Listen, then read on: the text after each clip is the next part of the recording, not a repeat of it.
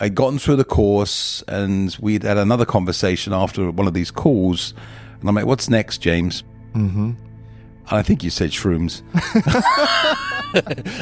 Well, you kept asking, I want the next level. I want the next level. Where's phase 2? What's the next course?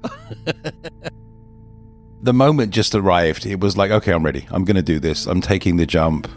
As we mixed the mushrooms in with the water, my comment was, is it the red pill or the blue pill? Let's go down the rabbit hole. I was ready. It was time. Hello and welcome to the James Xander trip. Joining me today is special guest Richard Lloyd-Roberts. Richard is an entrepreneur, spiritual explorer, and dear friend. He's also a member of my God Mode Mastermind, which you can join at unlockgodmode.org. In this episode, we're going to dive into Richard's first ever mushroom trip, our shared love for personal growth and metaphysics, our fascination with Neville Goddard's teachings, what success principles have most helped us in life, and what it takes to unlock God mode in the simulation. Richard, welcome to the James Xander trip. Thank you, James. Pleasure to be here.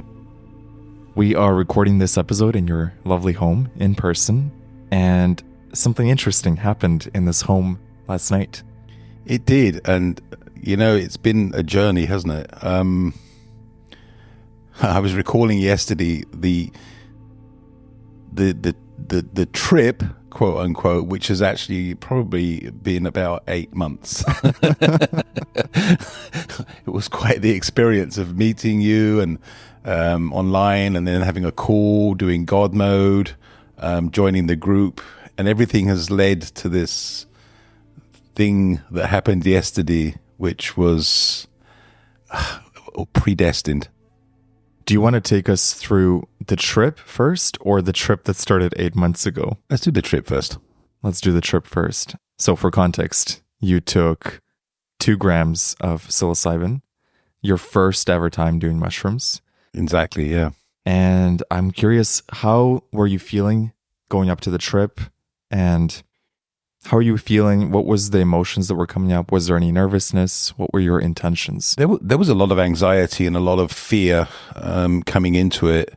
I think I told you before we got into it, I'd had some particularly negative experiences with hashish and marijuana as a child. Not as a child is probably the wrong word. As a teenager, 20-year-old. So my mindset had been to never do anything of that nature again. So as we got closer to taking the mushrooms, as you'll vouch for, I got more and more anxious, to the point where I'm like, look, my dogs are anxious too. It's obviously the wrong time. How much are you giving me? Why are you giving me that much? James, I don't want that much. Put it back. Which is now on the other side of it quite funny. But there was a lot to confront just to get to that point. Yeah. Yeah, it got anxious for me too, because I was starting to think, okay, maybe this is not the right day? And I made it very clear to you that there was no pressure at all. No, it was an invitation for you to experience something that I thought would be very beneficial to you, but zero pressure. What was the moment where you said, okay, we say zero pressure, James, but you flew all the way from Bali to help me with this trip. There's no pressure. I flew from Bali for other reasons, to visit you as a friend. Exactly. Yeah. With the potentiality of doing the trip. Yeah. And so describe to me the moment where you said, okay, we're doing it. Let's go. I think the moment just arrived. It was like, okay, I'm ready. I'm going to do this. I'm taking the jump. As we mixed the mushrooms in with the water, my comment was, is it the red pill or the blue pill? Let's go down the rabbit hole. Mm-hmm.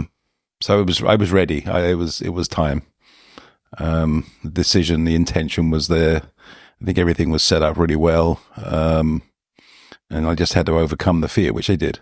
So I find it funny that in the course that you took, Unlock God Mode, there's one lesson out of the 30 lessons that's about psychedelics. Yep. And it's the one lesson when we had our feedback call months and months ago, and you said, I like the course, but what is this lesson about psychedelics? Yeah, I remember that quite well, actually. And it was like, James, I think this Unlock God Mode thing's great, but I don't know how many people are going to buy into the mushroom thing. Probably should separate that, which is kind of funny because here I am. Now I see the connection. I really do. It's a good path.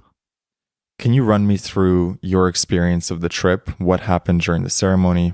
What came up for you? Memories, visual imagery, emotions.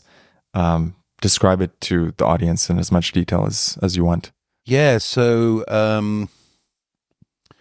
initially I started off with colors and little like dancing things and patterns and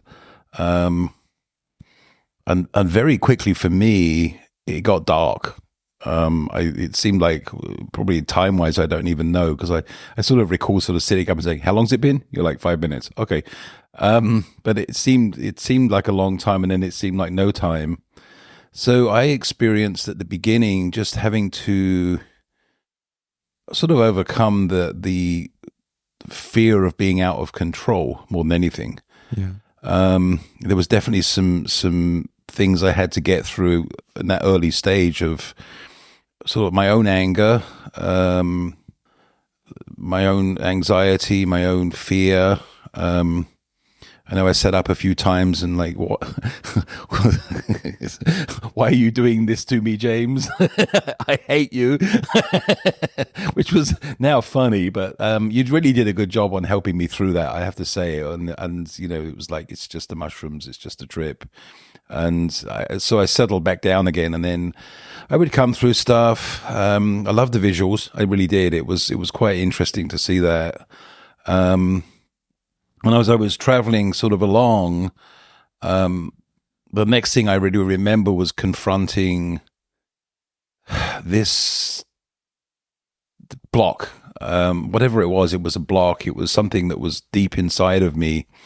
And I got up and I went into the toilet and threw up a face in the toilet. It was quite amazing. It was this, like, I'm throwing up, like, really not like much. There wasn't anything there. It was more, I think, more mental than it was anything else.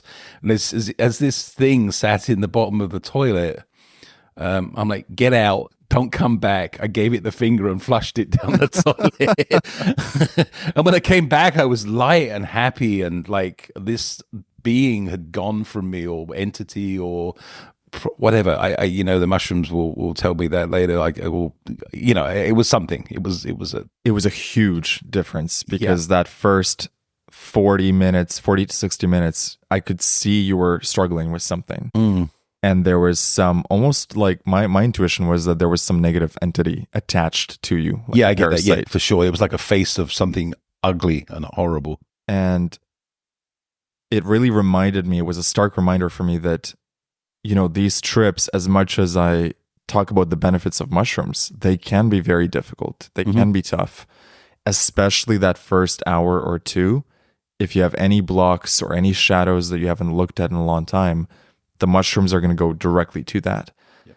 My theory is that it's because if they don't deal with the shadow or the block, you won't be able to actually ascend to that 4D, 5D level later on in the trip. And so in order to get you to the light, we need to go through whatever darkness is blocking the way and remove it. Well, and you had said to me beforehand, and I think I even remember having a conversation with somebody else in the group about this, that, you know, this happens occasionally. So, and there was, you know, just keep confronting and facing stuff and with the intention of getting through it. And that really helped. Yeah. You know, I'm really glad. Yeah. My advice always is surrender. Yep. Trust that the mushrooms will take you where it's needed. Yep. Allow yourself to be led there. Trust and get curious about the darkness. Whatever darkness shows up, get curious about it. The last thing you want to do is resist it. The mushrooms are helping you unknot the blocks. Yeah, and that was always in the back of my mind, not to resist, and just to sort of see how much I could face and confront. And then I recall moments of saying things to you that probably weren't very appropriate. You were frustrated with the darkness. but it was okay because I knew you were there. So it was funny. I would sit up, see you sitting there, kind of be rest assured that I had my sitter. The person was guiding me through. I trusted you would get me through it, and the mushrooms would get me through it. So it did. And from when I think what happened with that one, wasn't it? Was we went downstairs after that. Yeah. So the moment you went to the bathroom and threw up, and as you described, it was mostly energetic throwing up or energetic purging. The moment you did that and you came back to the room, you were 50 pounds lighter energetically. And brighter too. Everything was brighter, more free, literally as if a huge weight had been lifted off of you. Yeah. And there was a sense of like, okay, James, let's go downstairs. I'm ready for the trip now. Wasn't they tidying up the kitchen or something? So we left the bedroom because I usually like to do trips in a room, but I felt intuitively, okay, let's go downstairs. You have a really nice patio. Yep. We sat outside with your dogs. Yep. And tell us how the rest of the trip flowed from you for that point. That was interesting. So the dogs all of a sudden became a really big part of the trip.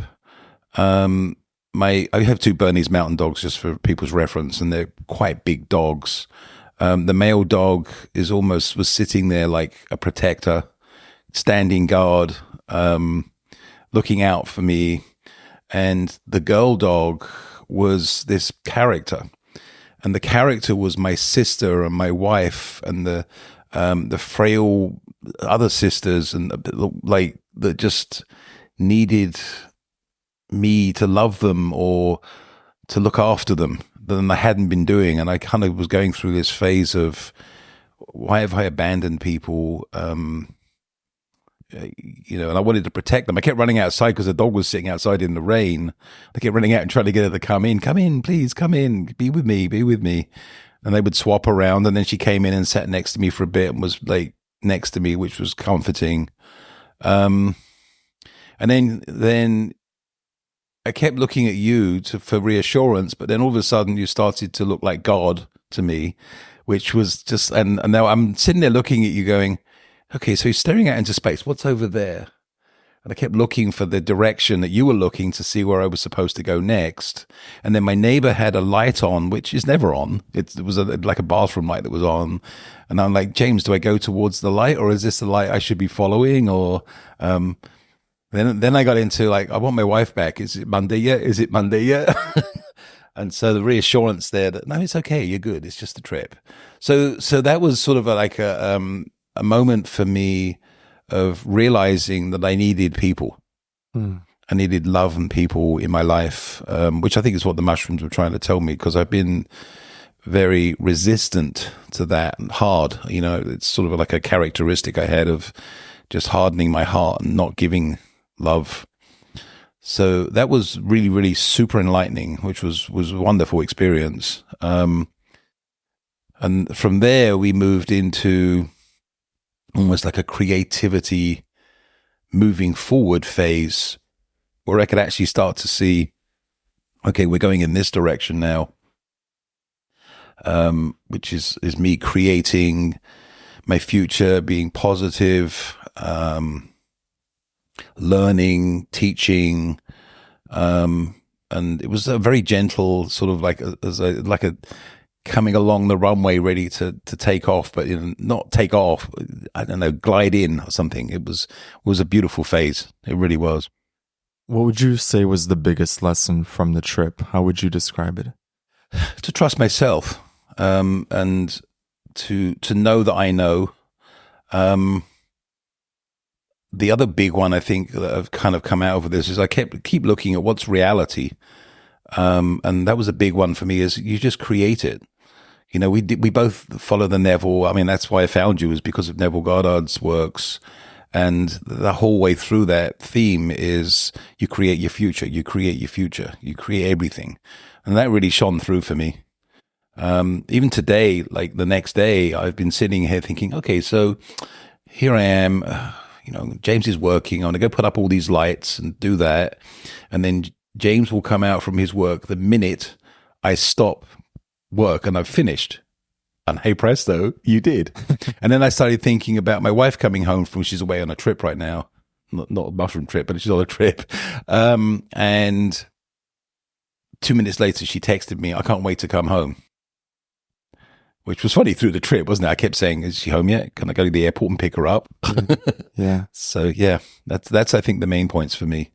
Oh, you know what? No, actually there was another one. Let me get my notes because I did write some stuff as we were doing this. There was some very prominent things. So for me, this is some of the notes I took yesterday as we were coming out of it. It was a journey from darkness to light. I met God in the form of James, but I did realize that God is with me everywhere. I was dirty and I cleansed my soul by coming through this trip. The light that I saw in that bathroom was always there. I just turned away from it. So there's to be no more turbulence, no more darkness. I can push that away now. Then I started drawing and like doing music, which I have stopped for most of my life, which came back to that creativity. And then I forget when I wrote this. It was somewhere in the middle of it. It's like A Reason for Being, a story of darkness to light by Lloyd-Roberts. For all good people everywhere, join me in celebrating God. So many signs along the way that this was meant to be. He's always by my side. I see it now. The house I create is with him. I'm ready to create. I am. Those are some of the notes I put. I mean, they're wow. You know? Yeah. The God is always guiding you piece of it. I think that was huge. Yeah. Huge for you in the trip. And also for me in my trips, it always comes up that God is always there. Yeah. It's like the mushrooms are reconnecting me to the divine. Indeed. Yeah, for sure. What is different for you now after this trip? Is there something that you can't unknow or unsee now that you've seen it? Yeah, I mean, you know, it's almost like I'm going to reference what I said earlier on about the Matrix. That there's much, much more to everything, much more to life. There's, you know, we are creators. We're bigger than this game we're currently playing, and you can't not know that. You know, as I walked around the neighborhood this morning, it was kind of funny. There was nobody around anywhere, which is kind of unusual. And it's Halloween, so as I'm walking past all the gardens, there's all these like Halloween props, right? But they were like skeletons and you know, dead bodies and witches and stuff like that. And I'm like, wow, isn't that funny? Did everybody disappear? And it's like, and then as I'm walking, people started to appear, and I'm like, oh look, I'm kind of integrating back into this game, but I know that I can create this. Mm-hmm. This is the game I'm creating. This is the future I'm creating. And so therefore I am a creator, and that's never going to leave me. And then the love thing, you know, really projecting and being loving to other people. Mm. In what way has the trip opened your heart? Well, mostly for my wife. That was a big part of the trip. That was the one of the lessons was to stop pushing people, or stop pushing her away, actually, I think at this point. How do I say this? You know, I'd become so hard. So this was a lesson of like, you could lose everybody. You really could lose everybody by being so hard and closed off. So be loving, be caring, support your team, respect the people around you. They're all part of your game. Mm. Mm-hmm. You know, they're all making up your matrix and your game, and they're all part of your own group. So you should be appreciative of that and grateful. Isn't it incredible how in the beginning of the trip you felt such resistance of, let's stop this, I don't want to do this.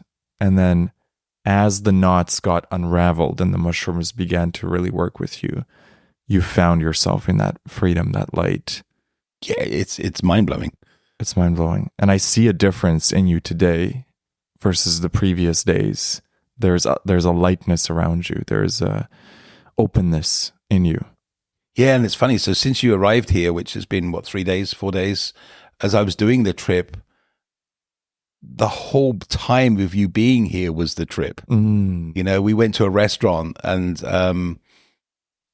somebody that I'm kind of working with showed up in a restaurant randomly, an Indian restaurant in like the middle of nowhere, and there she's sitting with her boyfriend, and I'm like, that's odd. And then as I was reflecting as I was kind of going through a trip, I'm like, how long has this trip been? So like a week. That's right. It's what we talked about earlier, is when you decide to do a trip, it's almost like the trip begins the moment you make the decision, and the days leading up to the trip have weird synchronicities and lessons and kind of preparing your soul for the experience. Well, there's so many signs that like have been pushing me, I wouldn't say pushing me, but preparing me for this. It was a note I'd made, like the signs were always there. You just weren't looking. I was on a call with a couple of friends, and it was just a random call that I decided to make happen. And the whole call was about trip. And I was just listening. I didn't actually have anything to contribute to it because I'd never done one, but listening to it was fascinating, which was a preparation for this. It's amazing. It's amazing how the universe orchestrates all the little details that lead up to the actual event. Yeah. What was particularly challenging about the trip? And is there anything you would say to someone embarking on their first journey, now having done your own? You know, I think the challenging was my own resistance. You have to do it at the right time, I think. And this was the right time, but I'd still I hadn't really fully prepared for it. I was scared, but that was from past trauma, if you like. But I think, a piece of advice for somebody is, if you're going to do a trip, you have a person with you that knows what they're doing. Mm-hmm. You were amazing, honestly. I couldn't have done it with anybody else, I don't think. That would have been hard. What are some things that after this trip you want to leave in the past? Is there things that you've realized through this experience that are no longer serving you? Yeah, holding on to resentments. And we were talking sort of towards the end of the trip last night, and I was talking about my dad. And it was a bit that happened in the trip, and it was like I was being like, we were sitting outside, and somehow I got this sarcastic personality come on. I know, James, let's play a game. Things my dad would say to me. And I remember saying all these like sarcastic, rude things. Maybe I thought what my dad said or whatever. And then today, or at the end of the trip, I was like, maybe I should forgive him. And you said, well, have you forgiven him? I'm like, not really. But this morning I did. I just did. Because it was the thing that if I didn't forgive him, I'm holding on to the resentment, not him. Exactly. So it's those things that you hang on to that you think serve you, and they really don't. They're just holding you down. Exactly. It's from that place of love that the mushrooms connect you to. It becomes so obvious the places where you are not in love. Yeah. It's from the place of pure alignment on psilocybin that you realize, oh, this part of my life is not in alignment. This relationship is not in alignment. The resentment I'm holding on to this person is not in alignment. Yeah. And back to the light, right? And the love and being with God. You've been studying the powers of the mind and the power of thought for many, many, many years. How has this trip confirmed or reconfirmed some of the things you've seen in Neville's work and other authors? I think it's made it more powerful. It's really sort of emphasized the power of the mind. As I was going through the trip, I started to be able to put my attention on something and keep it there and make it go forward, if that's the right way of saying it. I know now that I'm capable of anything. Whether or not I believe that in the past is irrelevant now, because I know now I am. So, and why is because I decided I can create my whole universe around me if I want to. And I will. Talk to me about Neville Goddard and what his work has meant to you, and why are we both so fascinated with his teachings? Neville's amazing. I mean, I've done a lot of different things philosophically in my life, studied different religions and different authors. The minute I listened to Neville, it just totally and utterly resonated with me from a I think, my viewpoint on it is we are causative over everything, and that he reinforced that. I've got people that study Christianity and they read the Bible in a certain way, and it's not necessarily very positive. When I listen to Neville talk about it, it just makes sense. The lessons in the Bible are really lessons. They're analogies. They're ways of showing you the way, but not necessarily in the way that some people read it. It's just a different look, and it's I've had so many manifestations of things that I didn't expect I could have through just following the work. What are some of the key lessons from Neville that illuminated the path for you? Well, the big one is the dream fulfilled for me. It's imagining something as if it already happened, as opposed to somewhere off in the distant future. And that's, I think, that kind of resonates through most of his work.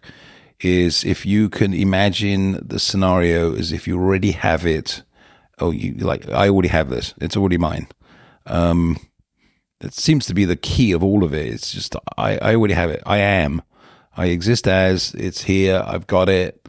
And there's no doubt. And at one point I came up with something that was like parallel to another thing I'd learned, which is if you do it with a serenity instead of effort. So in other words, you just assume, and I'm going to reuse a word that probably people won't understand, but it's called beingness, to be. If you assume the state of being that which you desire already, you already are. If you bring it down a notch and try and put effort into it and physicality, it becomes, the universe has now got to do more computations, I think, or as opposed to you just sit there and go, you know what, I have it. Now, there will be actions to be taken sometimes. You're manifesting the car. You probably have to go buy it with the money that you've been given by the universe, or however that comes about. But yeah, just be. I am. How has that played out in your life when you look back at your successes? Where have you been using, consciously or unconsciously, Neville's techniques? For me, it's money. I stopped worrying about money 10 years ago, and I started focusing on exchange because I always knew the money was going to be there if I exchanged. And that's all I don't think about money like I need it. I just have it. And I always do. Do I need something? I have the money for it. That's it. How it comes to me is another story, but it comes to me. For someone who's struggling with money, who might be listening to this, what are some words of wisdom you can impart to them? Stop worrying about it. Really, I mean, you have innately in yourself, you have skills. If you don't have skills, you can learn skills. Your skill would be to learn. If you don't know how to learn, you can learn how to learn. There's always a way. There's no barrier that is too big to overcome. So, I can't do this is just you saying I can't do this. So you'll get, I can't do this. So think positively in a state of I am already. And then if you put your mind to something and you create it around a purpose and a reason for doing it, you can do anything. I've proven that. I didn't get an education as a kid, yet we're doing very well with technology that I just learned as I went along because I just figured out how to learn it. It's easy when you believe it is. How important is the burning desire to get the thing you want? Oh, that's top of the charts too. I mean, it's if you don't, you'll get distracted. You'll let other things get in the way. you know where you're going to be, you know the end result because you've already manifested it. And then the burning desire and intention is sort of the same thing for me. It's like a driving force to get to where you want to go, and then followed by persistence. So, it may not happen straight away. So I'll give you some examples, James. When my wife and I started our business like 10 years ago, we would sit in a coffee shop every January the 1st, and we would write out our desires, goals for the year. And the first 5 years, we noticed it was taking 4 or 5 years to get them. Now it's instant. I mean, it's sort of like it just happens now. I think we've got a list on our fridge right now of all our personal goals for the year already ticked off. That would have been like a 3 or 4 year plan back in the time. So I think that's another thing, is persistence in continuing to practice your mind, using your mind. So what do you think changed between the time back then when it would take 4 or 5 years to get everything on the list checked off versus now? We got better at it. We put less less effort into it and more just thought. So I really adopted this. When I started studying Neville, was actually the big key part for that too, was just I think about it and then I let it go. And as Neville says, the universe will take care of it. Just keep it in your mind as this. I have it already, and then it will just show up. There's a little trick to make sure you know it's there when it's there. People sometimes go, "Oh, no, that's not it." Well, no, it was. What are some other principles of success or manifestation that you've learned either from Neville or other teachers? There's a few. I'm working on one right now as a course, actually, which is purpose. And I've studied quite a few different people that talk about purpose. Purpose defined is the reason for doing something, or the use of something. So that as a definition is good, but what you kind of do is you wrap it into a purpose statement. So the reason I'm running this business is because I want to help mankind free themselves from their ills and troubles, or something along those lines. If you have a strong purpose for yourself, then when you meet other people that share that purpose, you're going to activate them to join you in getting it done. If you have no purpose, you're just drifting aimlessly. So then you have this strong purpose. Then, first lesson you have in God mode, then you have to have the intention to carry it out. If you don't have the intention to carry it out, you're just going to, once again, dead end. You're going to stop. So you have the intention, you keep creating the purpose, so that creation comes in, and you just keep doing the actions necessary. So I have a little like business planning thing that where I teach people.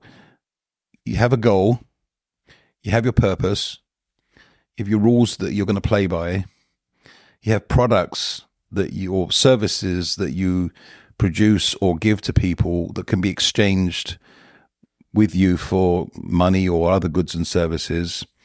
And then you also have to know what it would look like if it were perfect. And that's where the manifestation part comes in. So if you're going to build a business, you're going to kind of sit down and do like a little exercise. If it were this is how it were going to be. Then you turn it into the manifestation technique of it's already like it. But you can also add, okay, how am I now? What do I need to do to get to that point? There is some action necessary in the physical universe to make things happen. So you kind of like, you can compare one against the other, and you can say, okay, if I do these steps, like I'm going to build a building, I'm going to put a door in it, and I'm going to have some glass windows, and et cetera, you'll move yourself towards achievement of the goal. And the universe will follow along and make it happen. What are some mistakes that people make on that journey of manifestation? Distractions. Trying to do too much things that don't align with your purpose and don't align with your goals. I get kind of carried off. Oh, I think I'll go do this now as well, and I'll go add this as well. Our success has been specialization. Once you specialize in a subject or something, or a business or an aspect of a business, you become so knowledgeable over it. You can't be budged. That's power. Somebody asks you a question, you automatically know the answer and the solution to it. We happen to be in the consignment industry creating websites, and I think I pretty much know any problem that could be there and what the solution is. So when people come, I just fix it. There's no lag, there's no time. It's just, I know what that is, done, which has been really helpful. What is something you're currently trying to create or manifest? So now I'm trying to create a series of courses to teach what I've just told you. I would like to elevate people and society to a higher level, just to bring them up. We've got too much going on in society that's the opposite of that. So the knowledge I've accumulated over 60 odd years, I'd like to share it. I think it's a good shortcut for people. Why not? Absolutely. Absolutely. What is one thing that you would want to share with the listener on how they can reach success in their life? Unlock God mode. Study stuff. Learn the mind. Learn how you work. Learn who you are. Delve into how we function and what makes you tick, and what's your purpose. Well, what do you really want to do? Have ambition. Don't accept the norms. This matrix that we're in can be altered by your mind, and it can be altered by your actions, and it's easy to do. So give up all the negativity and the past losses and just kind of go from there. Aside from Neville Goddard, you mentioned Charles Hannell, Dale Carnegie, and Napoleon Hill as being major influences on your life. What teachings from each of these authors have left the most lasting impact on your thinking? For Charles Hannell, it was learning about the conscious and subconscious mind, and how the conscious mind can affect the subconscious mind into creating pretty much whatever it is you want.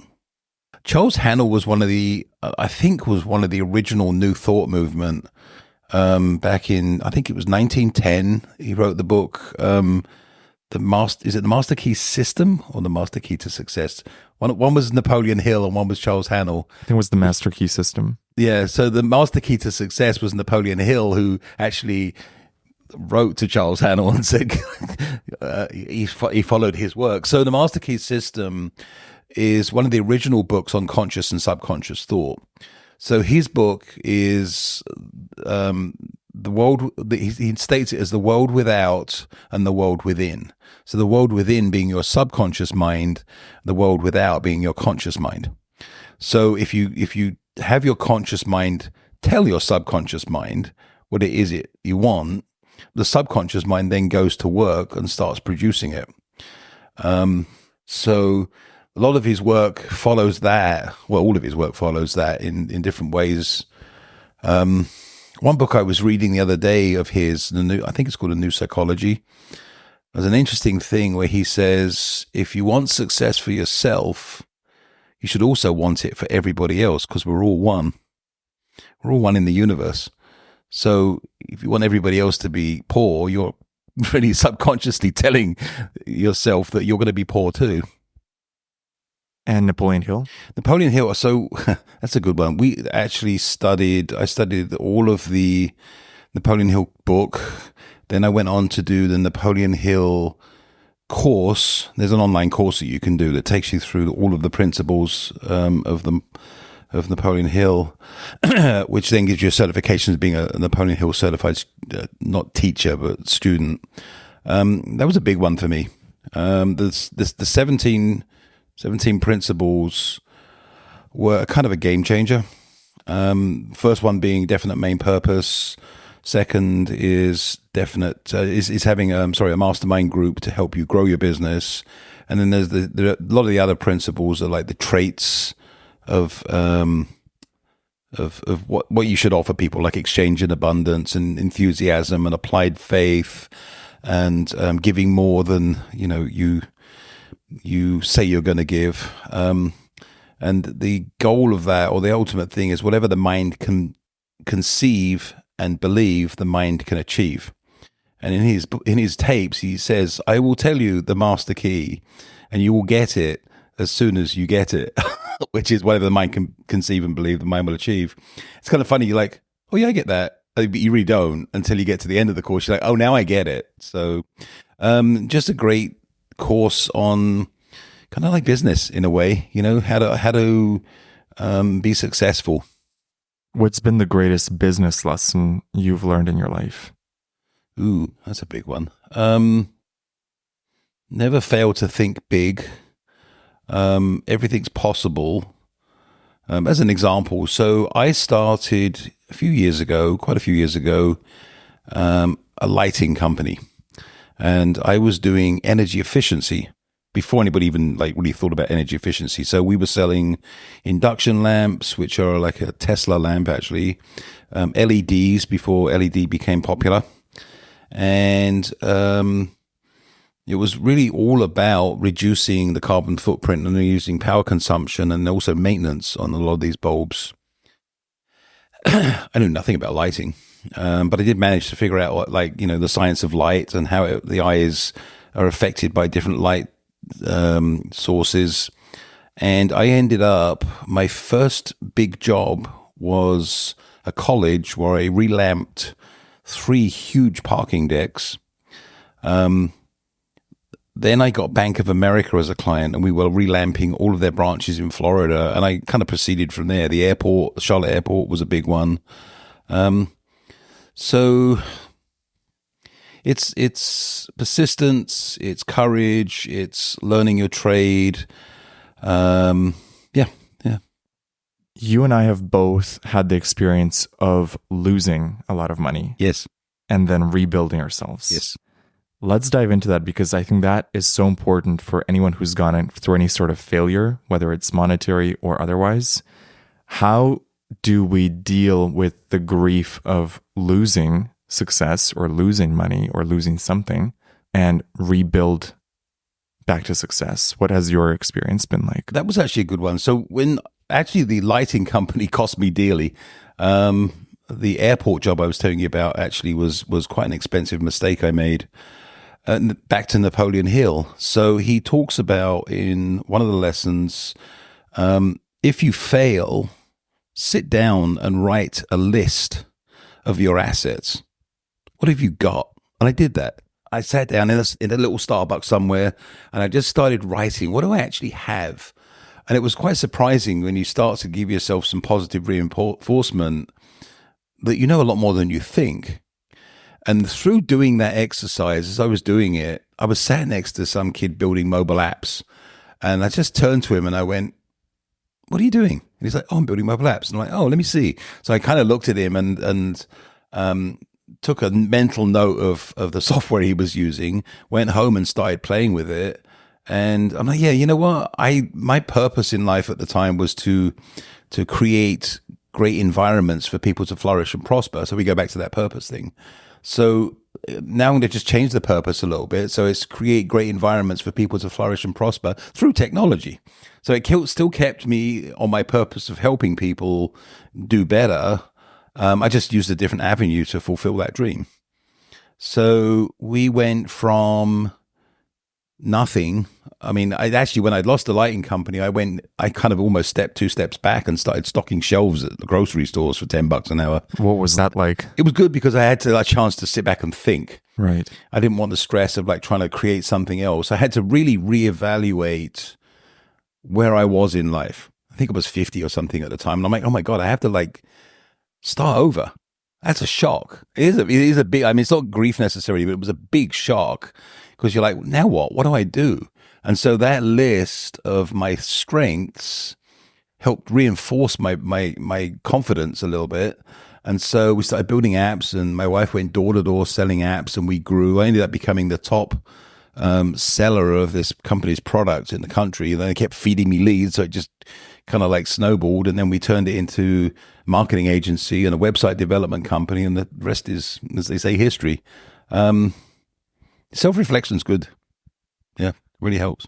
Are there any mindset shifts that need to happen to go from success to failure back to success? I think you know this, James. Once you've done it once, Yeah. you know you're capable.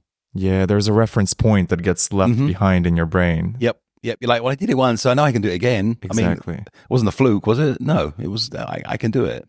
Oh, there's a small part that sometimes comes online and says, was that just luck or was that me? It was you. I mean, it takes a lot of work to do it, right? It takes a lot of skill and determinism and mindset to achieve it the first time round. Yeah. You did something right, so that's the back to that list. It's I did something right. What did I do right? Do that evaluation list. And you did an exercise on me after the trip, which was, listing out different things about my parents and then listing things about what I wanted. And that was really like refreshing too. It was the same kind of thing. It's like, look at all these traits that I adopted in my personality that served me. Yes. Some of them weren't good traits either, but they served me for that period of time. Well, now they no longer do. So evaluating and reevaluating yourself is something I think is something that should be done really on a consistent basis. That was a fascinating exercise that I had you do with the traits. And what did you notice the traits from your mom and dad that you have borrowed? All of them. Yeah, and some of them not nice. Yeah. We adopt these things because they seem at the time to be the winning personality. Oh, he always yells, so he always gets his way. So that one seems to be winning. So I'm going to adopt that. And you kind of like build up these layers of personalities that really aren't you, the true person. So the exercise in itself was good to look at because you're like, oh yeah, I've done that and I've done that and I do this and I do that and why? And so the mushrooms actually in this trip helped me really, really focus on that and discard. There's a phrase that goes something like, the story of the son is the story of the father. Yeah. Do you see that in your life? And what did the mushrooms or just your own self-reflection showed you insights about that? I think in this case, it was the mushrooms because I wouldn't look. Yeah. I know I wouldn't look. When we were talking prior to the mushroom trip, you'd asked me something about relationships. And I consciously wasn't speaking to you. I knew I couldn't talk about it. And I actually was like sitting there thinking, I'm not telling him. But the mushrooms actually helped me or guided me to that. It's this, you need to see this, Richard, and you need to look at it and confront it. And I did. And now coming out the other end of it, I'm like, wow, what a thing to carry around. The heaviness. Yeah. And just like, for not just me, but the people that are in my life that want me and want to be friends with me and want to love me. And I'm like, no, I'm not going to let you. Isn't it amazing the defenses and protections we put on ourselves from being hurt in the past? Yeah, it's fear of being hurt again, isn't it? Yeah. I remember one of our mastermind calls, you'd ask me, what did I need help with? And I'd mentioned something about relationships, and then I kind of just blew it off because I'm like, oh, tough, and I don't really need any help. But I did. I did. But I wouldn't look at it. I think one of the lessons we've both been learning is to ask for more help and also to be okay with receiving help. Yes. Because even you noticed in me, yes, when you would offer something and there would be almost a hesitation. Oh, it was a barrier. I even said to my wife, I'm like, I really want to help James, but he seems to have something going on there. It's interesting. Why is it so hard to sometimes receive help from the most well-intentioned people? It's pride, I think, in a little bit of a way. Because you want to be right. We're trying to be right, aren't we, throughout life? We're trying to survive and get along, and survival depends on being right about our decisions. So we make a decision that makes us right, whether it's right or wrong in the rest of the world's eyes, we're right. And then we keep making the decision because it feels right. And then somebody comes along and says, no, come over here instead. And you're like, no, I'm right. I think that's actually a valuable lesson. I forget where I saw something else on this the other day, but take the other person's perspective too. Look at another version of something. Let's say you believe in A, B, and C, and there's an opposing C, D, and E over here. Well, learn them both. What's to lose? Exactly. Exactly. It's so common in the manifestation community to be focused on one specific method or one framework rather than exploring all the teachers, all the different models, and then picking and choosing what's most aligned with you. Yeah, that was one of my favorite lessons. And I don't think it was even in Unlock God mode. I think it may have been one of your podcasts. Was it the 5 or 6 mistakes that people make? Yes. And then it was just focusing on one author or one person, and that was it. The 7 mistakes. 7 most common mistakes of manifestation. It's on my podcast. Yeah. Yeah. It's for years, I'm going to say this out loud because it feels okay to do it right now. For years, I was in Scientology. And in Scientology, they have a lot of good stuff, but there's also not a lot of good stuff. There's some other stuff too, right? So you have to kind of like balance between what works for me and what doesn't work for me. But what's interesting is the beginning of every single course you take in Scientology is we have the tech. We're the only people that have the tech. Nobody else is teaching you the tech. Everybody else is wrong. They've been lying to you. You have to follow this. And if you follow something else as well, was it a panty waist dilettante or something? I think that's the exact word. Don't be a panty weight dilettante. Be strong about the tech. And sometimes it just didn't friggin' work. So yeah, that was when I got out, and I say got out, when I left, it was exciting to see other versions of the same thing, but maybe that worked a little better, Was there anything in Scientology that you learned that remained useful to you, and what were the downsides and maybe the darker parts of being part of it? So I had a long career in it, honestly. I started in 1994. I kept going till about 2010. When September the 11th happened, I quit my $100,000 a year job and went to actually work at the higher levels of the church. So some of the good things, there was a lot of good things in the what they call the therapy side of it. I got to learn I was an actual spiritual being, not a lump of meat. I got to look and review a lot of things that have been holding me down in my life. There's a lot of tools that are in there, like communication tools and tools for being ethical, how to make good decisions, almost like business tools in there as well. So a lot of good stuff in there. The bad side of it is the control. It's they're telling you to be free. You should free your mind, Neo, and then they won't let you. So it's a dichotomy because you're fighting something. And then there was a lot of accusational technology, like, what did you do? What did you do? What did you do? And they seem to, like, as I got in later years of being in it, they seem to be focusing more on that than they were on the stuff that freed you, per se. So it was introverting. You kept looking in at what you were doing wrong, which, when we know about manifestation and positive mental attitude, that's the wrong place to look. It's a shame. I think it would have been, if it wasn't quite so cultish now, it would have probably been okay. Yeah. Well, I'm glad you got out. Yeah, it was like Escape from Colditz. It was quite a story. When I worked there, I was the head of a particular church that was at the higher levels, and my job was to make sure that all the churches underneath me were bringing in new public. So I'd travel across the country and see the different churches and what have you. I'll probably get like ostracized. Well, I'm already ostracized, so that's okay. So I would travel and I would see that places were empty. And I kept thinking to myself, well, if we have this perfect tech, why is it empty?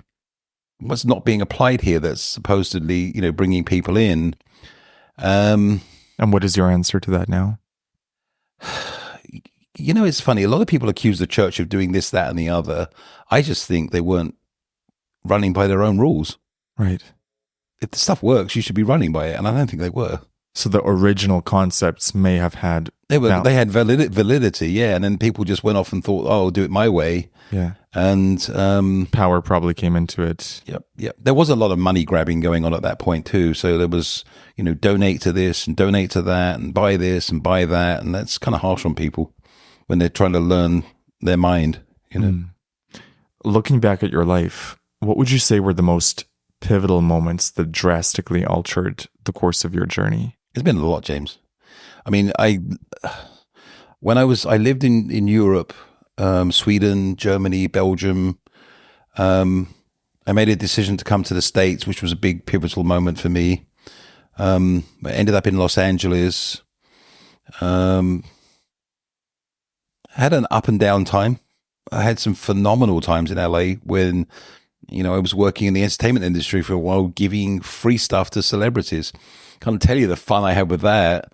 And there were times when I worked for some people that were just asses. Moving over to the East Coast from LA, moving away from LA was a big pivotal moment. It actually freed me from what I call the LA trap. It's chasing a dream that doesn't seem to ever kind of like come to your fingers. And when I came over here, it just seemed so much easier. So, sometimes a change of location is a good thing. When you first moved to LA, you were homeless at one point. Yeah. How did that affect your mindset, your view of life, and how did you go from being homeless to where you are today? Wealthy, abundant. I tell you, that's a big thing. It's kind of funny. It's also a Napoleon Hill thing. When you experience the bottom, you're not going back. If you've got enough willpower and enough strength left in you, and you can get yourself out of it, and the circumstances are there that you can, and you do it, you look back at that, and that's a lesson, right? That's a reason for being successful. Like, I'm not going back there. There's no way I'm going back there. That was horrendous. If I have to go back there, it's just not freaking happening. So it's a driving factor. And I think Napoleon Hill touches on that a lot. There's that motivation of having lost everything that we were talking about earlier on, having lost everything and now going, you know what? I know I can do it and I'm going to do it. I'm not going back there. Yeah. For the people that get stuck there, what is happening there in your view? There's a lot of reasons. Sometimes it's bad luck. Sometimes it's your behavior. In my case, it was my behavior. I wasn't a very nice person at that point. I used to drink a lot. And the drinking actually was hiding from who I really was. I found out later. What were you hiding from yourself? I was just hiding from myself because I was a dick. I'm sorry to swear on your show, but I wasn't a nice person. I know I wasn't a nice person. I even said it to somebody once. So I couldn't confront my own self at that point. It was just too nasty. And years later, as I was doing, different stuff, I went, well, that's all drinking was really. An escape. An escape, yeah. It's just, I think that's a lot of what people do drugs for too. It's just, so you don't have to look at who you really are. And this is why I find mushrooms and psychedelics to be a different form of drug in that it actually forces you to confront the thing you're avoiding. Yeah, and I think I ran into that a little bit yesterday when we were doing the trip, is that first part, that blackness and that darkness was that time. It reminded me that it was a stark reminder to me that beginning, the ascent of a trip can be quite rough. And to maybe emphasize that for future clients or future trippers that, hey, as much as I talk good things about psychedelics, what you're about to go into may be one of the most difficult moments of your life if you haven't looked at that clearly. Yeah, I think so. It's and funny thing, James, was like I was anxious as we said at the beginning of this, but I didn't think, actually, I was kind of fairly confident that it would be okay. And it was a bit rough. It was a bit rough. And then I think for you, it turned into one of the most beautiful experiences of your life. Yeah. I think it's been helpful to go through the things I've gone through to be able to look at things. So, as you kept saying to me through the trip, it's just a trip. It's just a trip. You're going to be shown, you said that beforehand, but like you're going to be shown what you need to see. And I was. And it was pretty eye-opening.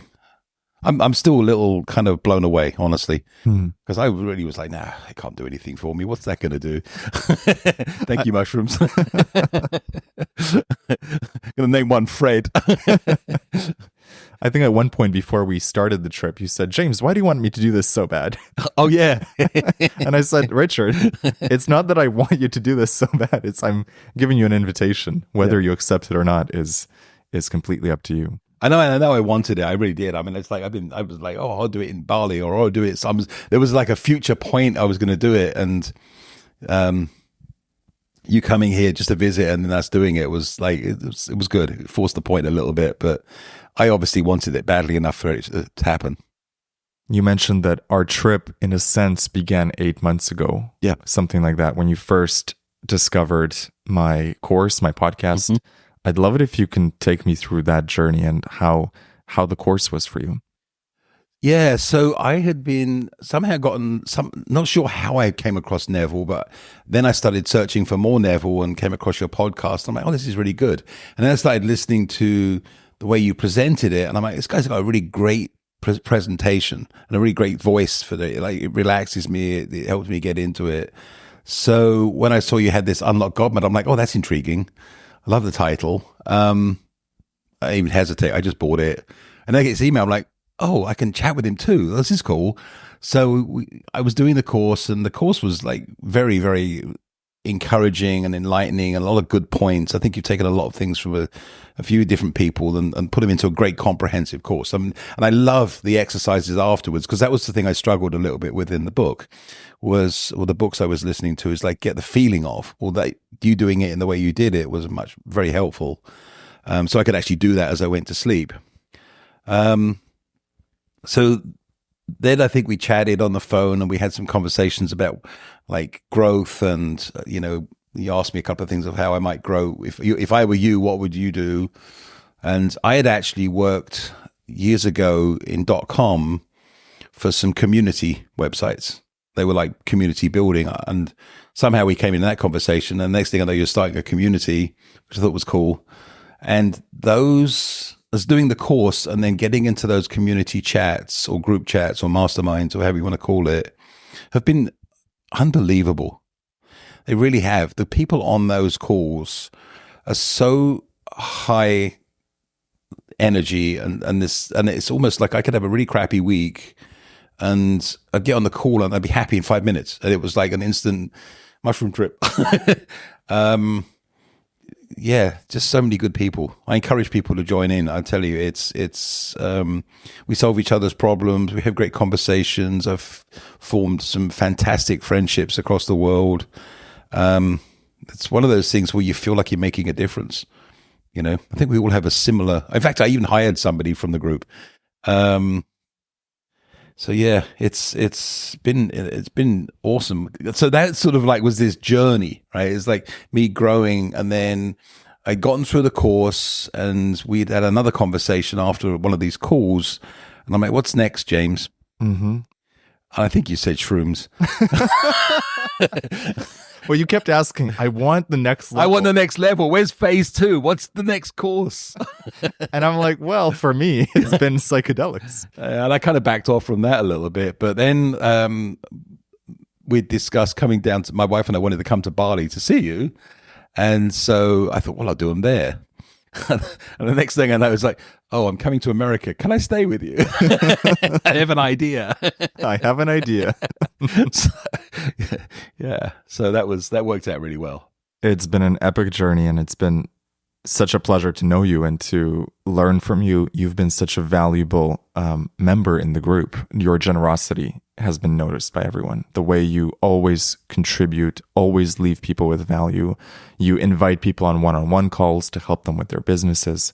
I mean, it's just amazing for someone who is probably very busy, has a lot of things to do, but you're always taking the time to help others. Yeah, and I am busy, but it's like it's back to the Charles Hannell thing we were talking about in his book, The New Philosophy, where he says if you want to be successful, you have to want it for everyone. And I took that really to heart, and I see why.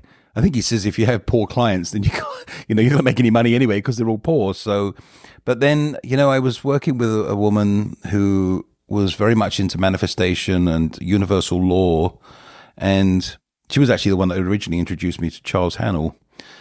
And, when you look at like we are all one, mm-hmm. if we're all spiritual energy, we're all one. So what I do to you, I'm doing to myself. Yeah. Yeah. So why would I do something bad to somebody else? Because I'm really just killing myself off. Mm. You're affecting that other energy or that same energy. Absolutely. which is powerful. Absolutely. How do you think you've grown the most in the last couple months from being inside the mastermind, your own spiritual explorations? What's been the biggest change for you this year? I think I'm seeing a new direction for myself, and I do see expansive growth. I'd gotten to a good level. I have gotten to a good level. We do well. I have everything I need. When I want it, I'll get it, and it's not a difficult thing now. I haven't necessarily wanted to create more stuff or more money, but I'm now seeing my sense of purpose being driven towards helping more people. Mm-hmm. I come up with this, I really want to help the consciousness grow. Yes. And I think that's powerful for me. It makes me happy. How has your relationship with God evolved throughout your life? And what role does that relationship play in your daily decisions and actions?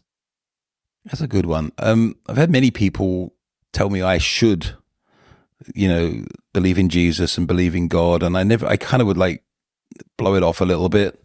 And then as I was listening to more Neville, I started to see the relationship of God being all consciousness. There's a couple of books I've read where they're like, I am God and so are you. So I'm like, okay, so if we are created in the image of God, we're not God, but we're in his image. So that means come to me the same as. We're sort of similar traits or the same traits. So that means that, God's the creator of the entire universe. So therefore I'm the similar or the same. So I can be a creator too. I can create my own universe. I've had conversations in my head with God, like times where I've said, can you show me the way? And I've been shown, but I never really believed in it that much. And I think now it's really much more, especially after this trip. Oh my God. Jane's the godlike replica. I tell you, the whole time I'm sitting in this trip looking at you as if you represented to me the father figure throughout this whole trip. And I kept looking at you as this white, shining, godlike person, the image of, come to me to show me the light. And it's like, I've shown you so many times. Now you'll get it now. And I did. He's always with us. He's always there. He's always helping us. Yeah. And directing us. We just have to pay attention. That was one of the things you mentioned yesterday night, of how the mushrooms really reconfirmed for you the fact that God was always present, always there, always guiding us. And that's one of my favorite aspects of psychedelics, is the knowing you get.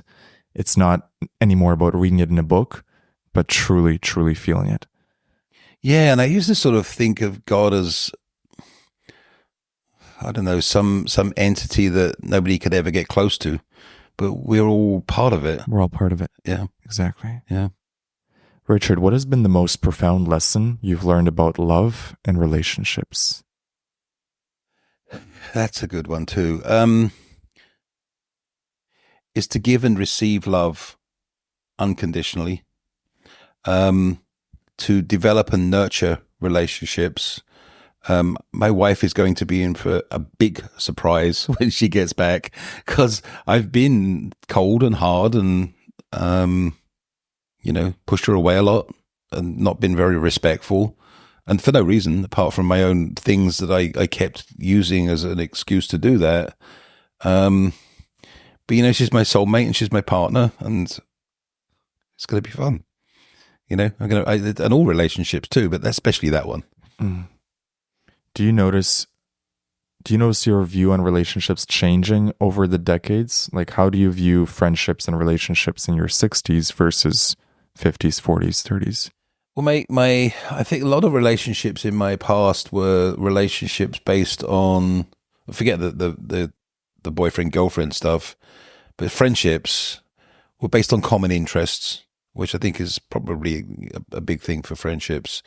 A lot of superficial stuff.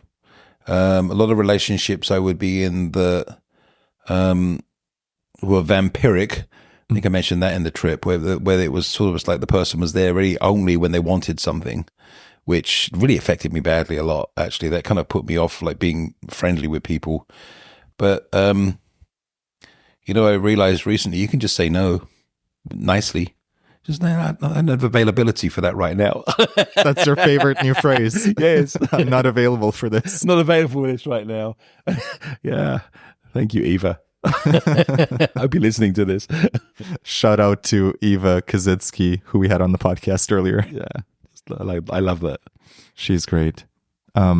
Richard, if you could go back and give your younger self advice, what would you say? Ooh. Well, I'm not going to say don't make mistakes, because I think you learn from mistakes.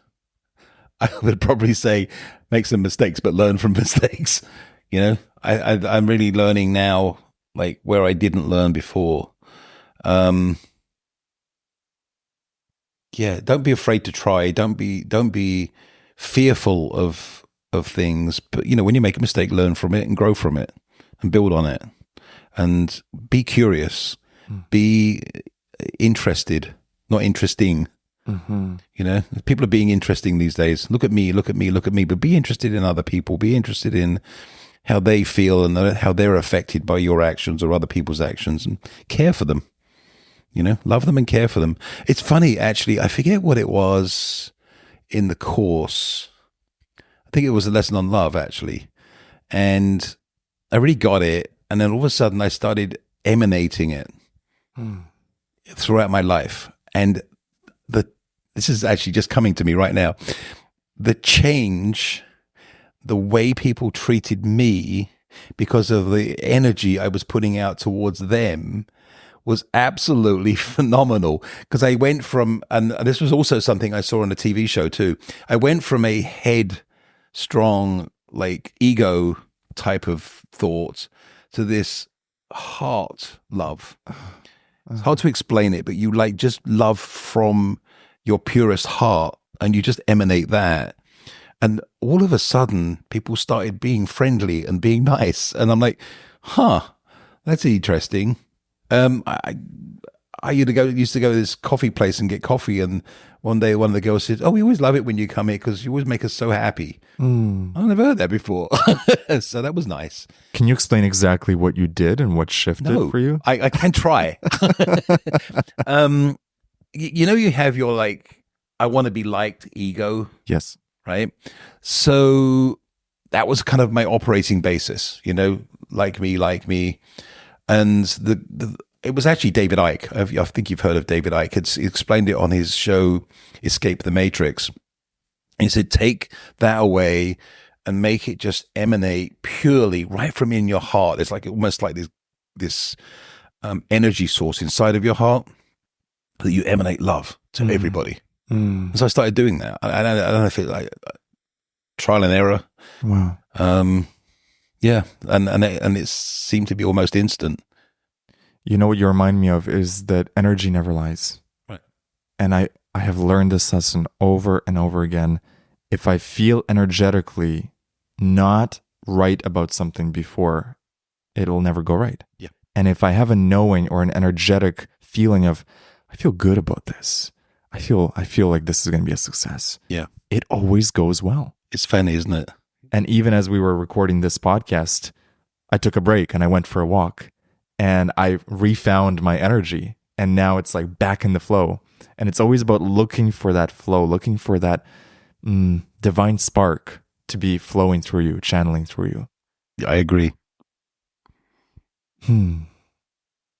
Richard, you enjoy helping others reach their potential. What's the most common limiting belief you see in people that you mentor, and how do you guide them to overcome it? I think the most part is fear. There was one of our girls on the calls that like was scared of doing something. So I think it was like creating a podcast, and we had a conversation on the phone, and I explained to her the different types of fears and what they were, and you know, the fear of loss, the fear of death, fear of loss of health, fear of loss of love, fear of loss of money, fear of embarrassment or what other people will think. Like, just find the one that you're fearful of and just, you know, confront it. What's been a fear that you've confronted this year? This year, looking inside. Oh, wow. Again. Wow. You know, I'd done it for a long time, and then I kind of went backed away from it. And now I'm back looking and learning and being curious. I love that. Yeah. Yeah, and it's helping me grow. We'll go back to you talked about earlier on about the mushroom trip and how I came to that. That was that start of the journey was like I'm looking, and I'll say this again. It's like the mushroom trip started 8 months ago. Wow, it's all the things went to the right place. Things were put in my life to reinforce other things and to grow and to get to that next stage. To where I got to this point where I'm okay. Now it's really. Now we're really going to delve into it. What I'm thinking is you had the intention of, I'm ready to see, show me. Yeah.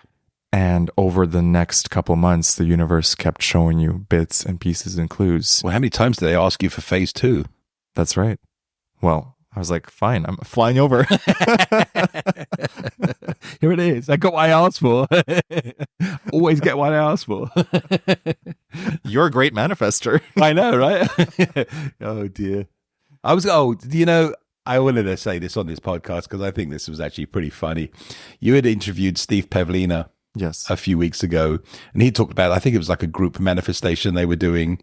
And I was listening to this podcast at 4 a.m. because they couldn't sleep. And he starts talking about butterflies. And not 4 days beforehand, I was looking out of my back window, and I've got 2 big bushes, butterfly bushes, and it was covered in them. And I remembered consciously thinking, oh, that's interesting. Butterflies. Not even knowing that you were going to have this conversation. And then it comes up and I was like, holy cow. And then he started talking about manifesting pennies. And I'm seeding my front lawn. And as I'm doing the aeration and what have you, I look down and there's a penny. I'm telling you, I haven't found a penny in 100 years. It's just sitting there like a sign from the universe again. Well, then he said, and this was even funnier, he said, then we started manifesting dimes and nickels. And as I was waiting for you at the airport, I haven't told you this, I opened the door and it was 20 cents. Amazing. Like, okay, it's another sign. Oh, dear. It's fantastic. What's really interesting about that is that podcast episode was recorded a while back. Oh, was it? And I just published it, and you still got the manifestations. So Yeah, even though the butterfly experiment happened some time back, you were tuning into that timeline and you started seeing butterflies. It's funny. It really goes to show there's no time. There's no time delay, or there's all these different timelines, but it's all happening now. Yeah. Well, the past is just a series of events that happened once. Mm-hmm. It's all in the big block now, isn't it? Yeah, I think that I found that through the trip too. I was having a little bit of sort of like grappling with what's reality and what's time. And I'd wake up and I'm like, what time is it now? And you're like, well, it's 56 minutes later or something. And I'm like, oh, it seemed like a second. Yeah. Nothing changed. So yeah, the time on mushroom trips is so interesting. It either feels like an eternity, or it can stretch, it can shrink. It's so fascinating. I have to say this about the mushrooms. So somebody had said to me that mushrooms give you a sense of altered reality and you don't know if it's real or not. And I know now I don't agree with that.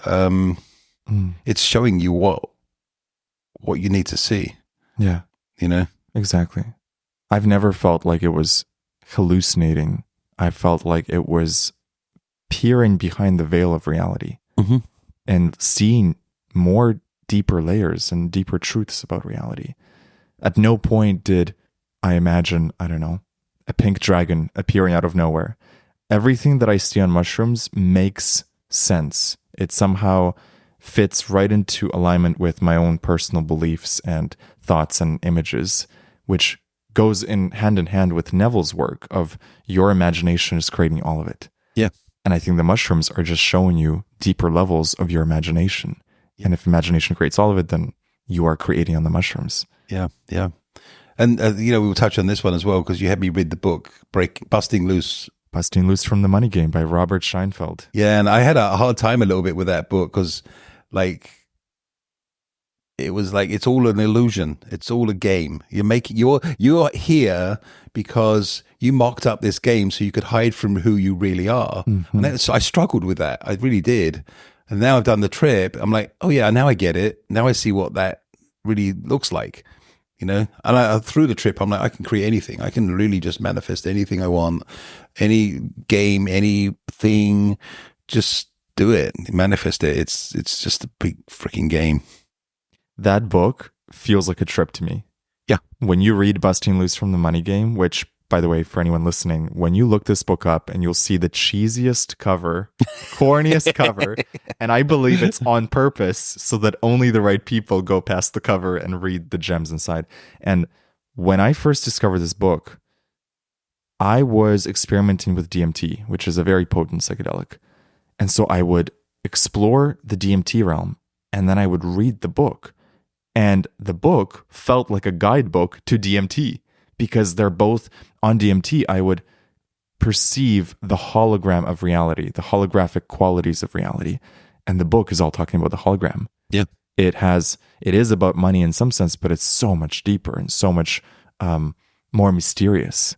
Well, I got a big cognition from that book where he was talking about like busting the eggs or breaking loose from the money part. And I'm like, well, my big cognition was you can't just do it on money. You have to do it on everything, because everything's interconnected. Yes. So I started looking at the sort of busting the relationship eggs, or, you know, the other eggs that wasn't, because I didn't really have a big money. You had egg. no issues with money. So it almost didn't apply to you at all. Yeah. But it was busting loose from the silly game you made up. Yes. Yeah. Just for context for people listening. So the busting loose, the egg of resistance, I want to explain that. How would you describe it? I think it's areas that you're not confronting. Yeah, for me, it's like this stuck or blocked energy that you have in your life around anything: relationships, money, health, self-image.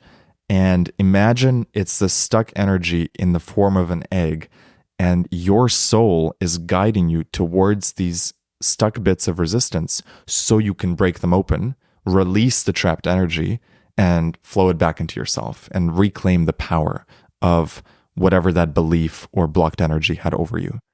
Yeah, I think I'll put it a little bit differently than that. And it's, for my context, I mean, that's a great context, James, but my context, it's like you have this thing that you've been avoiding, right? Not confronting. And he has you look at it, if not all at once, in little bits. So you slowly see more and more of the picture of the thing that you're not looking at. And I learned that a lot in doing Scientology auditing, or, you know, or therapy, or what you want to call it, is the things that you avoid the most persist. And the ones you lie about persist because there's a lie in it. But when you actually turn around and face it and say, oh yeah, that's what it was, it disappears. Yeah. Yeah. I was at a retreat in Austin last week with Danny Miranda, and one of the things he has you do is really look at the truth of your life. Where are you still hiding? Right. Where are you not allowing other people to see your truth? Where are you not allowing yourself to see truth? And without forcing anyone in the group, Danny got us to reveal the most vulnerable aspects of ourselves, things that we're afraid to share. And you know, first of all, the moment anyone else shared something vulnerable, everyone else saw themselves in that person, even if the situation was completely different. We all relate to each other's vulnerabilities. But also, when I shared something vulnerable, it started losing its charge. By sharing it out in the open, it's like sunlight hitting moldy surfaces and dissolving the whatever shame, whatever guilt you're carrying about it. Yeah, the emotional charge that's surrounding it, yeah. I'm curious, how has been your journey with being vulnerable and allowing others to see more of you? It's evolving. I think this trip is going to help that a lot. I think up until this point, it's been still a little bit of the protective layer. I formed a relationship with one of our group members, and we would share a lot of our fears and what have you, and that was helpful for both of us. It's kind of funny, we both had the same fears. What was one of the fears? So being vulnerable, actually, now I think back, it was like being vulnerable and like allowing, allowing people to see you. In fact, he wrote to me on Telegraph and said, after we had that conversation, he's like, he realized just how much he wasn't, and how he wouldn't let anybody in, and he hadn't even looked at it. And I was doing the same thing. Yeah, so that's the journey I'm on as well. Yeah. For anyone listening to this, expect some more vulnerable videos coming on my YouTube channel, because I have realized the importance of, I used to believe a lot in privacy and just sort of keeping things to myself, but there are consequences for that. Yeah. And the consequences is you never allow people to be intimate friends with you.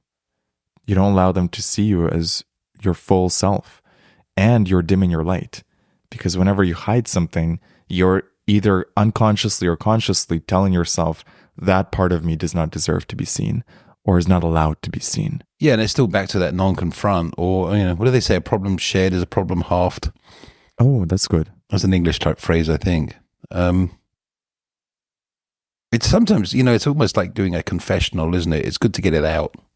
To the right people. Yeah. In the right context. Yeah, exactly. Yeah. Yeah, you have to be there has to be somebody that you can trust that will handle your communication with appropriateness, I guess. That or the mushroom spirit. There's that. Richard, I'm curious, how has your relationship with time changed since the last couple of decades? I'm curious how you think of time in your 60s versus your 30s versus earlier. It seems to be going faster, actually. It's almost like I'm looking now, I'm like, oh my God, it's 60. It's going to be time to start again soon. So I want to now I think I will be more careful with what I do with it and make it more productive in the time I spend. I know that, we talk about time is an illusion. It is. The body is aging. I think is more the problem I've got with that is I don't know. It seems to be rushing by a little bit, honestly. One of the things I know about you is you're quite good with time management. And I'm curious if you can share some of the principles that have kept you organized, kept you in good time management. Yeah, actually I did a course when I was in financial planning. You write a list, three sections, A, B's, and C's. Okay. You put your priorities of A's, which is must-dos. I have to do this. So all the A's are the must-dos. The B's are all the nice to-dos. And the C's are all the maybes, kind of like waste of time stuff, like, going on Facebook or something. And it's amazing how many C's pop up. Yeah. It's amazing how many people do I'm C's. so busy, but I have all these C's on my list. Yeah. And people do the C's first because it's easy and nice. Yep. And then you just prioritize them, 1 through whatever, how many you have. A good exercise I learned the other day actually was if once you've even prioritized them, you then look at them and run one against the other and see which one is the most important. And then, like which one's the most important to do. And then for me, actually, it's I call it a cycle of action, which is do it and do it now.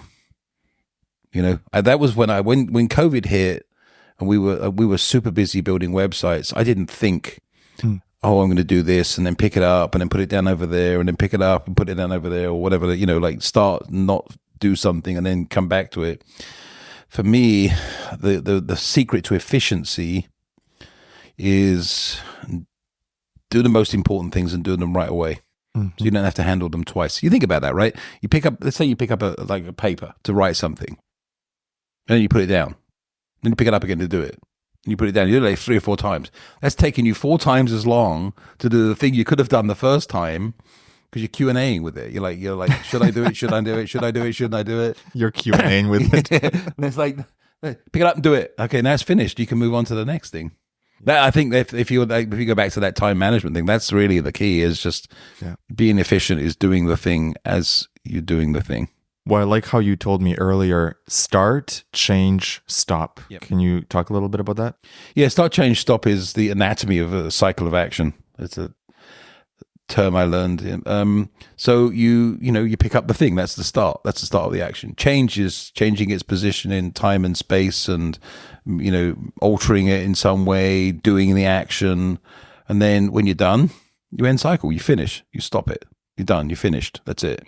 Now, if you haven't finished it and it has to be done later, you're still in change. So it's change. Okay, now I've actually finished the product or the thing. So the key is to bring as many things of actual importance to that stop finish line. Yeah, it's like we're talking about picking up the piece of paper, right? So I picked up the piece of paper, right? The start was picking it up. The change is it's now in my hand, and I put it down again. Yeah. Well, I haven't finished the cycle of action yet, so I'm picking it up again later, picking it up again later, picking it up again later. Well, if you'd have done the job, that would be the stop. Richard, do you believe in destiny or free will? I think free will, but with caveats. I say that because it's now, the question in my mind now is, what's God's plan? That's right. Is there a master plan? That is such a great question. And I think I literally heard this the other day. Someone talking about how they stopped having personal goals because they're like, well, God has a better plan. So I'm just going to focus on God. Yeah. And I'm going to pray for God's divine plan to come into my life. Yeah. What does that mean? That's a good question. I don't know what that means for myself. I think, if it's raising people up, then however you do that is in alignment with God, Maybe a great intention is to pray to God and say, show me the most aligned divine next step in my journey. Bring the right people, resources, ideas, and you instruct your superconscious mind, subconscious mind to deliver to the exact right plan. Yeah, it's funny, you talk about praying. I did this a few years ago when I literally sat there and had a conversation with God at 3:00 in the morning. That's my witching hour. And I was asking, show me the way, show me the way, show me the way. And the idea of what I needed to do at that point popped into my head. Amazing. Right? And it was like, oh, okay, thank you. And so here, okay, so I can expand on this actually, because this is actually quite a funny story. So I was we decided to go to this church, and I was going to do this whole ministry, they called it. And we're all sitting in a men's group, and we're talking about people kept saying about God's plan, God's plans, God's plan. And this guy said, well, I had this idea to start this trucking company where I do advertising on the side of trucks. And I got all the trucks, in my mind. And he's like, but I'm just waiting for God to give me a sign. I'm like, well, the sign was the idea, wasn't it? He's not buying you a truck. That's the bit you have to do. But isn't it that? I mean, if you get that, I think maybe that is it. It's the idea that comes into your head. Yep. That's God telling you, this is what I want you to do, as long as it's good. Absolutely. I've had this experience quite a few times in my life where I meditate for a couple of minutes, not even consciously sometimes, but just lie down on my bed or sit down in a moment of silence. And in that gap, in that moment of silence, the right idea drops. Yep. Because it finally has the space to be heard. Yep. Or the other experience that I often have is a knowing. I've set an intention. I know I want to do something. And then at some point, I get this knowing feeling of, oh, it's done. And this is something Neville talks a lot about, is get to the feeling of it's done. Whatever it is you want, get to the feeling of knowing that it's a done deal. Yeah. Because in some reality, it already is. Yeah. In your imagination, in the 4D, as Neville calls it, it is. Yeah. And so it's just a matter of time and space for it to come into your life. Did I ever tell you about my one of the signs that was sent to me? So I was at this it's through this ministry actually, and so we're doing the ministry. I'm on week 4 or 5, and somehow I decided that I was going to join this kayak club, and we were going to kayak across the lake and go to this island and then kayak back. It was just like a fun evening. So I'm doing this course or this ministry, and I was on the middle of the lake. I'm like, all right, we'll try something here. God, give me a sign that you exist. So I kid you not, 5 minutes later, the most vicious storm appeared. And it gets better, and blew me up on this guy's beach at his house. Okay. So he's like looking out the window. Suddenly he sees me on his beach, and he comes out. He's like, "You okay?" And I'm like, "Yeah." He says, like, you know, He's like, what happened? what happened? Like, And I tested God. I told him, and no, I didn't say that. I just said I got blown up on the beach. He said, "Well, listen, put your kayak in the back of my truck. I'll drive you back to the car." So I'm talking to him, and the guy's name is Gary Cagnalosi or something. I'm like, "What do you do?" He's like, "Oh, I'm an author." I'm like, "Oh, what did you write?" He's like, "The Second Coming of Christ." Fantastic. I know, right? And I'm like, wow. Ask and you shall receive. Yeah, it was Be pretty careful quick. what you ask for. Yeah.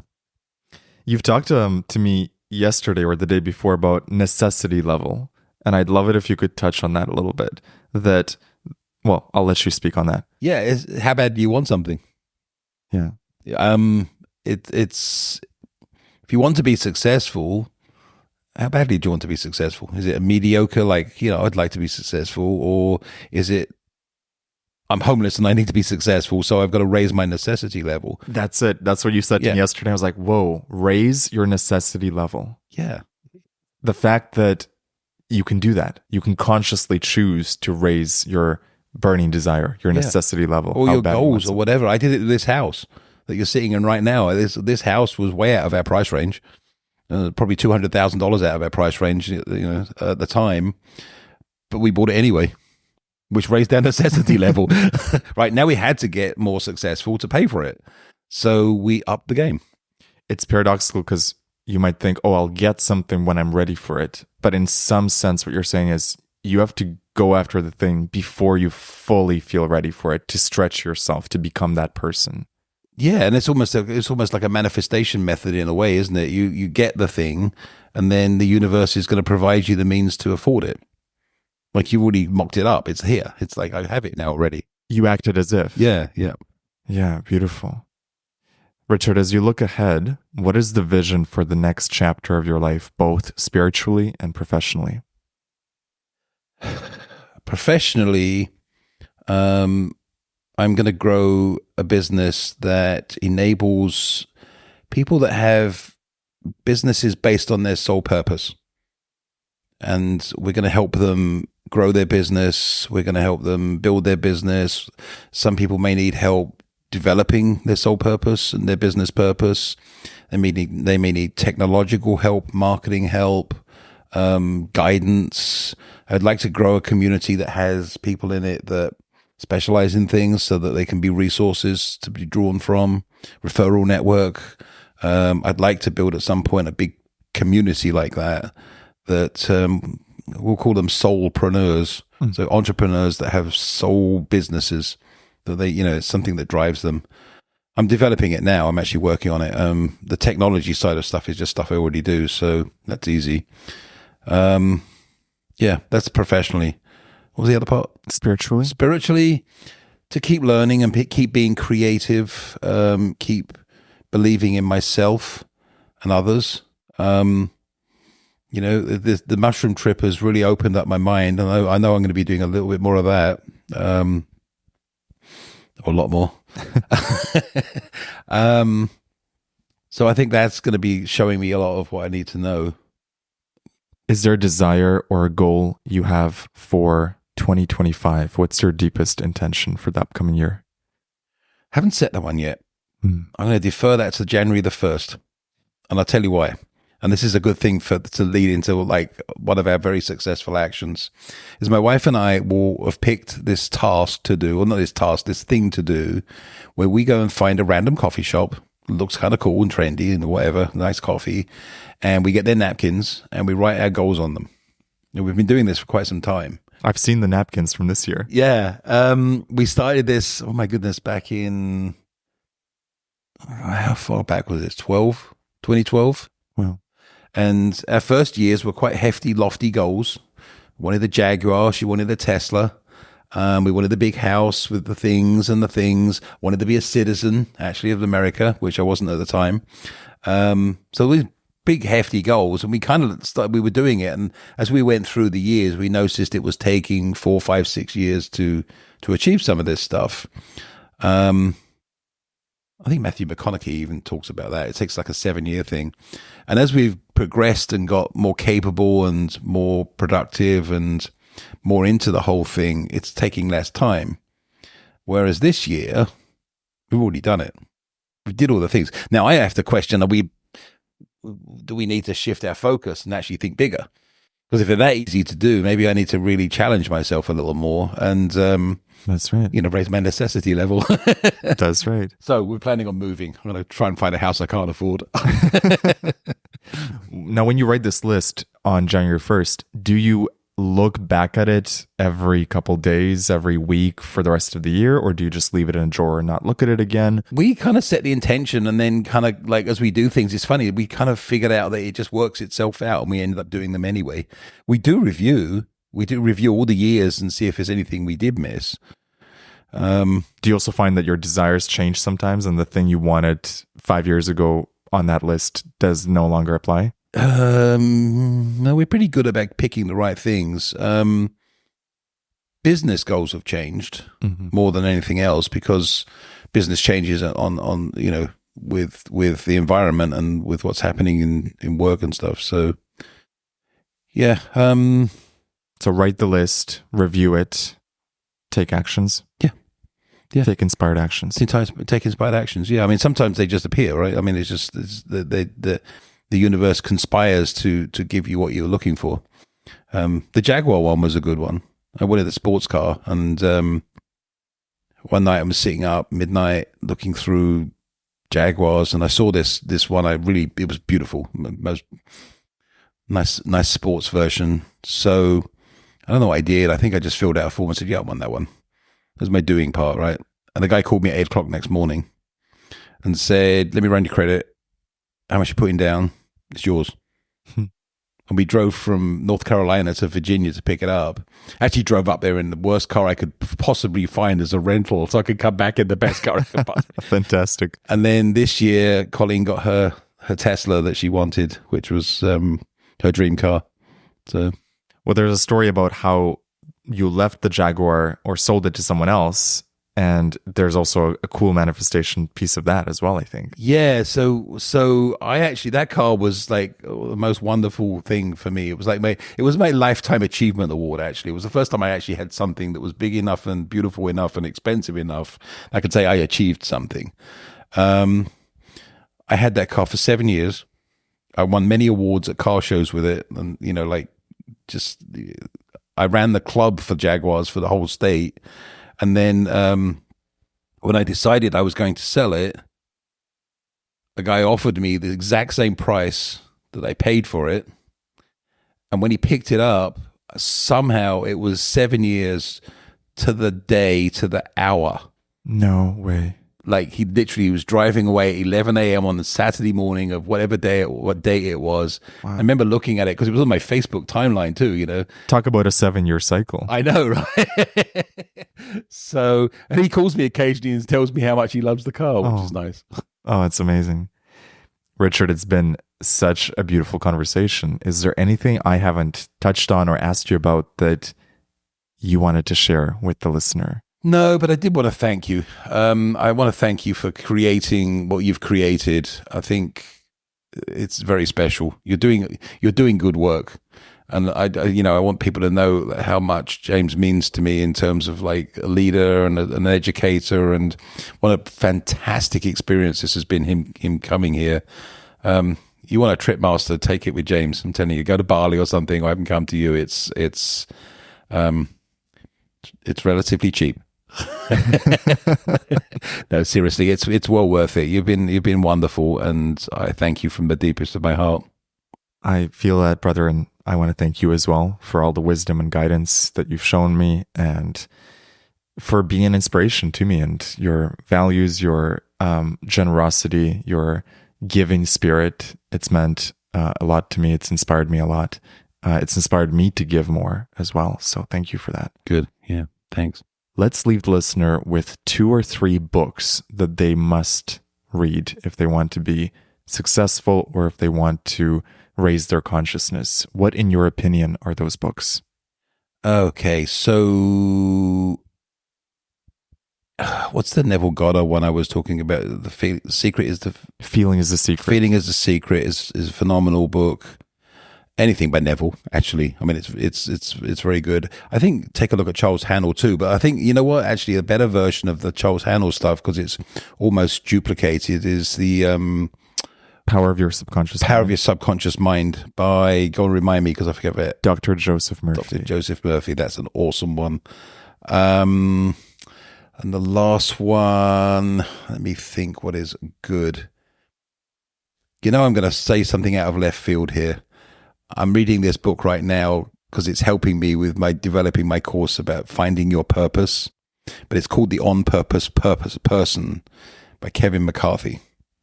I think it's Kevin McCarthy. Just The On Purpose Person. Look it up. The exercises they have you do, I'm giving you half my course here, are just absolutely phenomenal. Awesome. You'll really like be able to dig in. Beautiful. Feeling is the secret, the power of your subconscious mind, and the on purpose person. Oh, and then of course the other, if we're going to add one on top, Napoleon Hill, which is the master key to success. The master key to success. Beautiful. That's what it is. It's the expanded version of Think and Grow Rich. Yes. Beautiful. Yeah. Richard, thank you so much. It's been such a pleasure. I deeply appreciate you. I hope the listener has learned a lot from this. I certainly have. And I'm sure we'll see a lot more of you in the world. Thank you, James. And you too. When is the YouTube channel coming? How many times have you asked me that? Well, the course is coming first. Amazing. It's funny actually. Before we leave, and somebody else has said this to me. I see you as a person that should do podcasts, and you'd said the same thing to me, and I'm like, it's not my purpose yet. You have a lot of stories to share. Yeah. The course is coming first. We're gonna have a course for Unlock God Mode members to try out for free, so I can test it on you all. Beautiful. Beautiful. Yeah. Awesome. Thank you, Richard. Thank you. You've been listening to the James Xander Trip with special guest Richard Lloyd-Roberts. We'll have links to his work in the show notes. Highly recommend DMing Richard and letting him know what you thought of this episode if you appreciated it. And if you want to join Unlock God Mode and the God Mode Mastermind, head over to unlockgodmode.org. You'll meet me inside the group, Richard's in there, and so many beautiful souls. Make sure you follow the podcast on Spotify, Apple, and YouTube, and we'll see you in the next episode.